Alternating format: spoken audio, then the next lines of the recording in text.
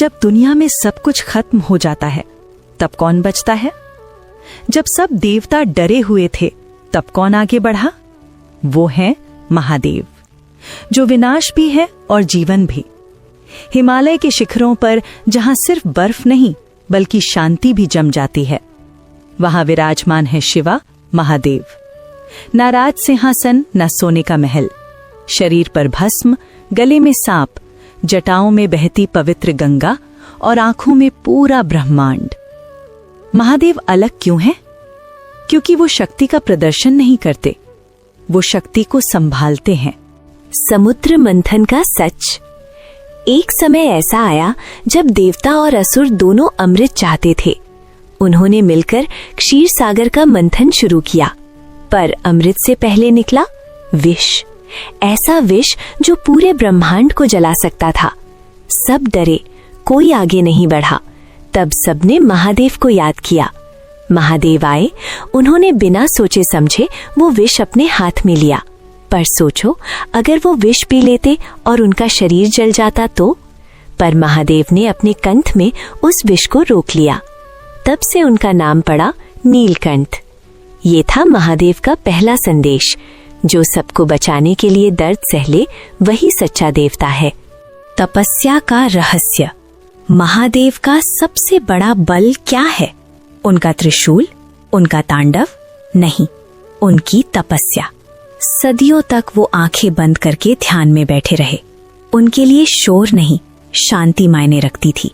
यही वजह है कि जब भी कोई सच्चे मन से उन्हें पुकारता है, वो जरूर सुनते हैं। एक बार एक शिकारी ने अनजाने में एक शिवलिंग पर पानी गिरा दिया। वो नहीं जानता था कि वो पूजा कर रहा है, पर महादेव ने उसकी भक्ति को स्वीकार किया, क्योंकि महादेव के लिए नियम से ज्यादा नियत मायने रखती है। सती का बलिदान। महादेव के जीवन का सबसे बड़ा दर्द था सती।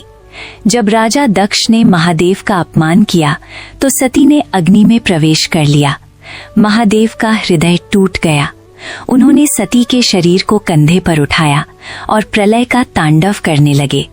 धरती कांप उठी, आकाश हिल गया।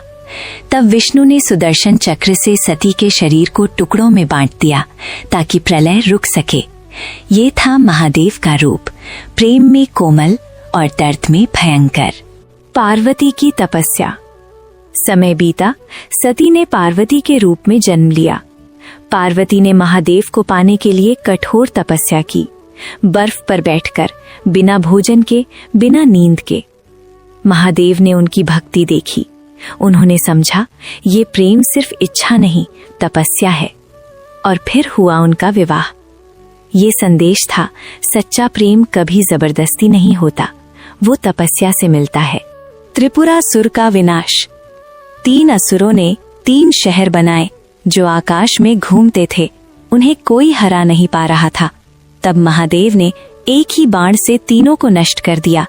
पर उन्होंने युद्ध खुशी से नहीं किया, उन्होंने युद्ध धर्म के लिए किया।